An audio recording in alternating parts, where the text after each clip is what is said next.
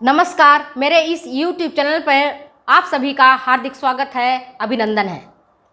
मैं हूं doctor Vrinda Singh, associate professor home science, government girls college Nagaur. आज मैं विटामिन के बारे में चर्चा करूंगी। विटामिन क्या होता है और इसके क्या काम है, यह हमारे शरीर के लिए क्यों जरूरी है, इसकी कमी से कौन कौन से रोग हो जाते हैं। तो मेरे प्यारे बच्चों, जो टीजीटी की परीक्षा देने जा रहे हो, जो पीजीटी की परीक्षा देने जा रहे हो, जो नेट देने जा रहे हो, जो जीआईसी देने जा रहे हो, अथवा अन्य कोई भी कॉम्पिटिटिव एग्जामिनेशन देने जा रहे हो, तो इस विटामिन तो इतनी महत्वपूर्ण है जिससे कि कोई न कोई प्रश्न आते ही हैं और आपके सिलेबस में भी है। आपको विटामिन के बारे में आज मैं पढ़ा रही हूं।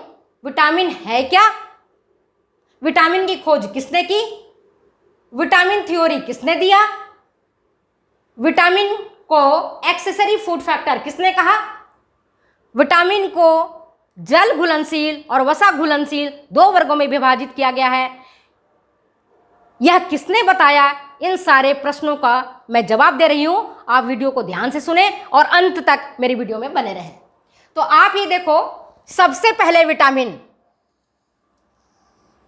की खोज की थी फंक ने। किसने खोज किया था? फंक ने। कब? 1912 में, कैसिमिर फंक ने। और इन्होंने ही विटामिन थ्योरी का नाम दिया। इसके पहले मैं जो हॉपकिंस थे उन्होंने शोध किया, क्योंकि तब भी बेरी बेरी होता था, स्कर्वी होता था, जैसे आज कोरोना हो रहा है, जैसे आज डेंगू, स्वाइन फ्लू, तमाम तरह की बीमारियां व्याप्त हैं। एक बीमारी जाती है, दूसरी आ जाती है। तो पोषण न्यूनता जनित बीमारियां भी होती थी, बेरी बेरी, स्कर्वी, रिकेट्स, आंखों की रोशनी कम जाना, रतौंधी। तो खोज चल रहे थे और निरंतर वैज्ञानिक शोध कर रहे थे। हॉपकिंस ने 1906 में, इसी दौरान हॉपकिंस ने 1906 में सबसे पहले बताया कि जो नोबेल प्राइज विनर थे, हॉपकिंस कैसे थे? नोबेल प्राइज विनर, जिनको नोबेल प्राइज मिला हुआ था।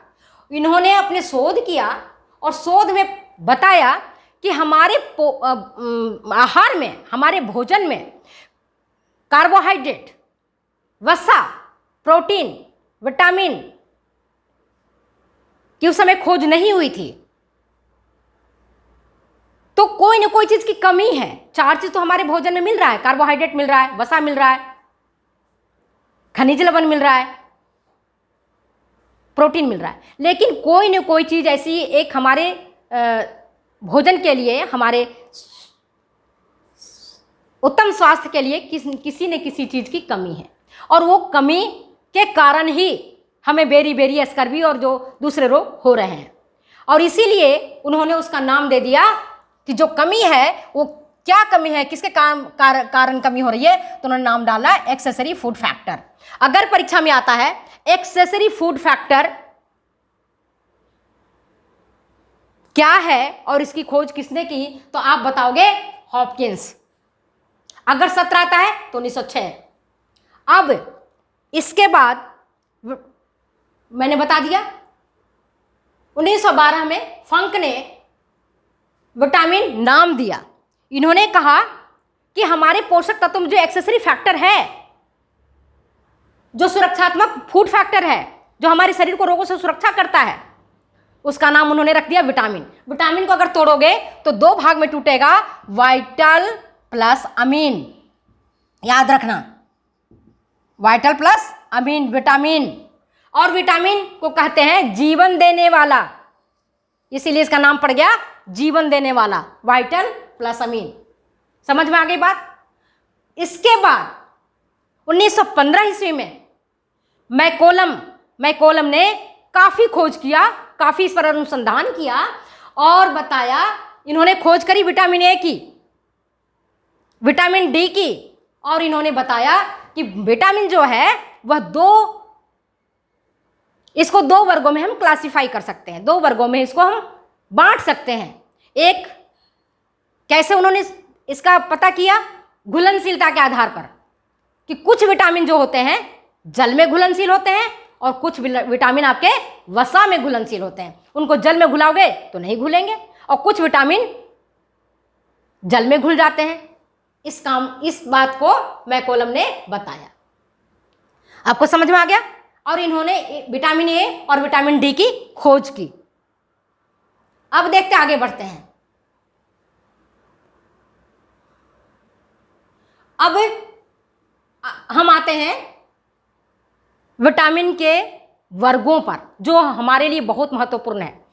एग्जामिनेशन पॉइंट को ध्यान में रखते हुए बहुत जरूरी है। और इसको दो वर्गों में बांटा गया, एक है वसा घुलनशील, दूसरा है जल घुलनशील। इसमें बहुत लड़कियां कहेंगी कि मैडम मुझे याद ही नहीं होता, मैं भूल जाती हूँ कौन सी वसा घुलनशील है, कौन सी जल घुलनशील है। अरे बेटे ABCD आता है ना, ABCD ई, इतना तो आता है। तो देखो ADE ABCD, तो B और C को हटा दो तो ये जल घुलनशील हो गया।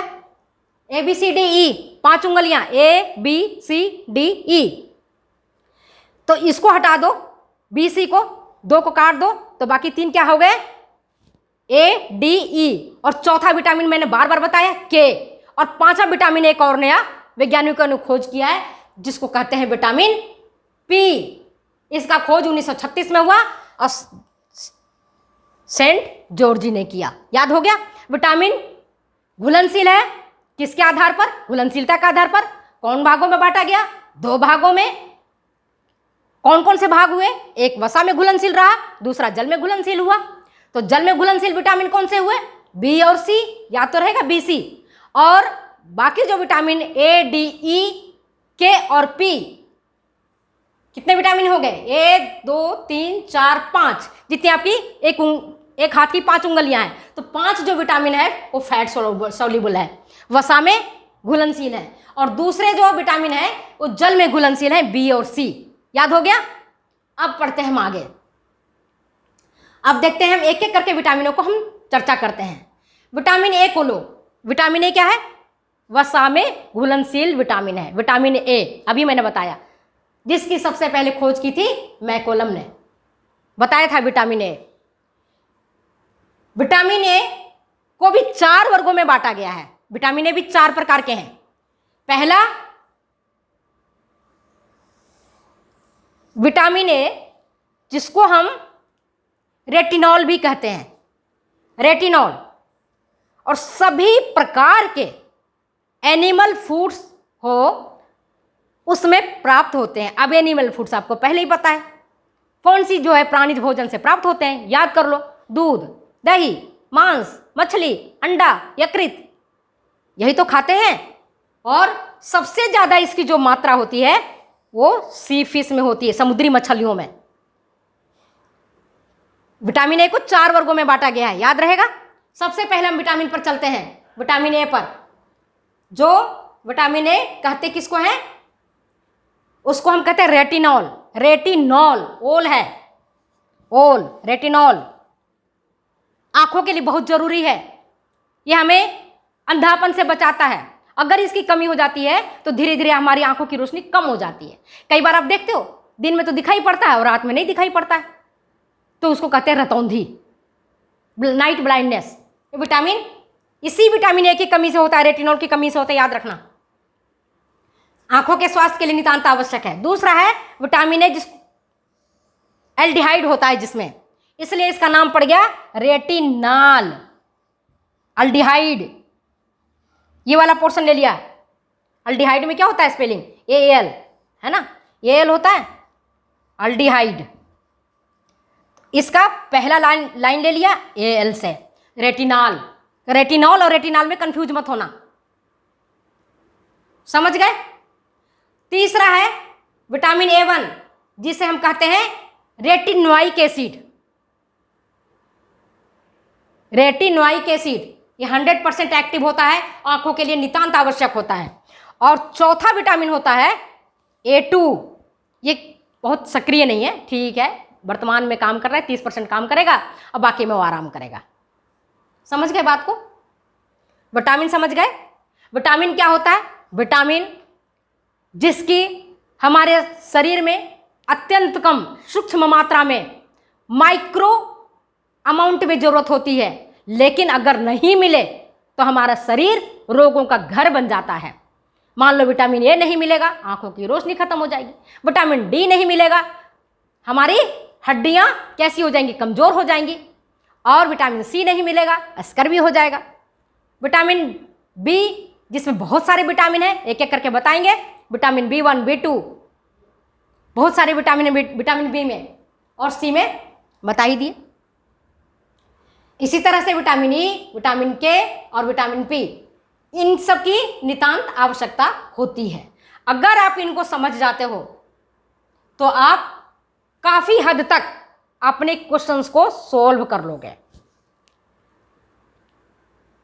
मैं समझती हूं विटामिन ए जो आपके एग्जामिनेशन पॉइंट ऑफ व्यू से नितांत जरूरी है, आपको समझ में आ गया होगा कि विटामिन के कितने प्रकार हैं। अब अगर विटामिन ए को देखोगे, इसके फंक्शन क्या हैं, तो हम केवल कार्य बताते हैं। विटामिन ये क्या क्या काम करता है ये देखो। पहला काम है इसका आंखों को रोशनी देना। सबसे पहला काम ये आंखों को रोशनी देता है, जिसके कारण हमारी जो रोशनी आंखों की बरकरार रहती है। और इसमें जो विटामिन ए की मैंने एल्डिहाइड वाली पार्ट बताया था, विटामिन ए की देखो एल्डिहाइड वाला पार्ट,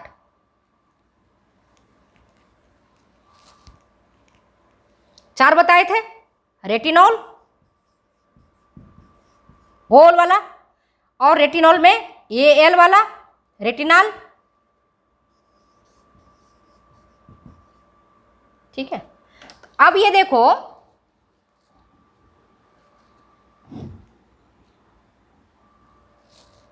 ये रेटिनॉल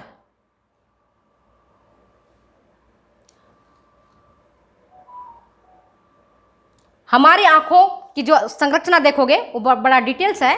मैं इतना ही बताना चाहती हूं कि रेटिनॉल में जो रेटिनॉल है वही हमारी आंखों के जो पार्ट है महत्वपूर्ण, रेटिना में रॉड्स एंड कोन्स होता है, रॉड्स एंड कोन्स होता है।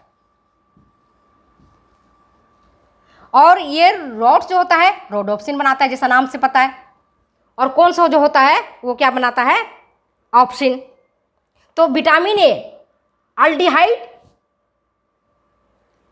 ये जो अल्डिहाइड वाला पार्ट है, समझ में आ गया होगा, मैं समझती हूं। अल्डिहाइड वाला पार्ट ऑप्सिन के साथ मिलेगा और बना देगा रोडोप्सिन। लेकिन इसके लिए क्या चाहिए, इसके लिए चाहिए आपको विटामिन ए रेटिनॉल। अगर ये नहीं रहेगा तो ये ऑप्सिन बनेगा ही नहीं। जब ऑप्सिन नहीं बनेगा तो रोडोप्सिन नहीं बनेगा, और रोडोप्सिन नहीं बनेगा तो जो हमारी आंखों की रोशनी है वो प्रभावित होगी। और ये क्रिया निरंतर हमारे बॉडी में स्वतः प्रकृति प्रदत्त होते रहती है। विटामिन ए अल्डिहाइड से, इसलिए कंफ्यूज नहीं होना कभी भी। दूसरा क्या काम है इसका, दूसरा जो हमारा एपिथेलियल टिश्यूज है, एपिथेलियल टिश्यूज, अब सब जानते हो क्या होता है एपिथेलियल टिश्यूज। हमारे शरीर की जो त्वचा होती है, जो ये कवर किया हुआ हाथ पैर, एपिथेलियल जिसको आच्छादक कहते हैं, जो हमारे शरीर को पूरा आच्छादक किया हुआ है, चाहे मुंह हो, कान हो, नाक हो। तो जो बाहरी त्वचा हमारी है जिससे हमारा पूरी बॉडी ढका हुआ है, यह आच्छादक उत्तक को स्वस्थ रखने में मदद करता है विटामिन ए। इसका मतलब हुआ कि हमारी त्वचा को भी सुंदर बनाए रखेगा, हमारे स्किन को भी अच्छा बनाए रखेगा। इसके बाद इसका क्या फंक्शन है, ये शारीरिक वृद्धि में भी मदद करता है विटामिन ए। विटामिन ए में ऑक्सीडेंट्स होते हैं, एंटीऑक्सीडेंट्स। आपने नाम पढ़ा होगा भी, खूब आपने आया है एंटीऑक्सीडेंट्स, सारे फ्रूट से वेजिटेबल से मिलते हैं।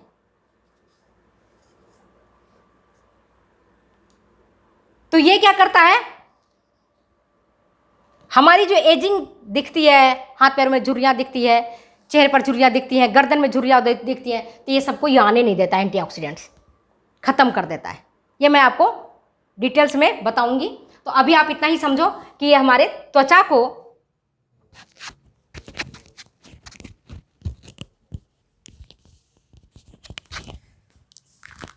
या बेटा